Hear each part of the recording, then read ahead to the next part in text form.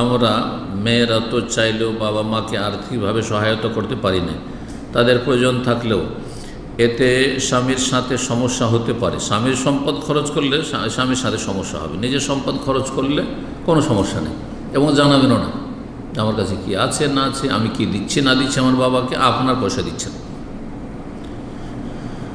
আমাদের কি করণীয় বাবা মায়ের জন্য? হ্যাঁ, কিন্তু স্বামীর সম্পদ থেকে যদি বাবা মাকে দিতে হয় তাহলে তাদের অনুমতি সম্মতি নিয়ে দিতে পারবেন, আর যতটা আপনার শক্তি সামর্থ্য আছে ততটা আপনি পাশে থাকবেন।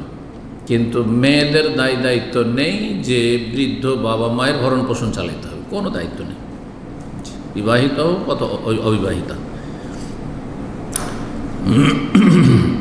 আল্লাহ বুঝার তৌফিক দান করেন, ভালো আমলের তৌফিক দান করেন, নিজের নিয়ে চিন্তা করার তৌফিক দান করেন, নিজের নিয়ে ব্যস্ত থাকার তৌফিক দান করেন, দিন দুনিয়া আল্লাহ আমাদের ভালো করুন।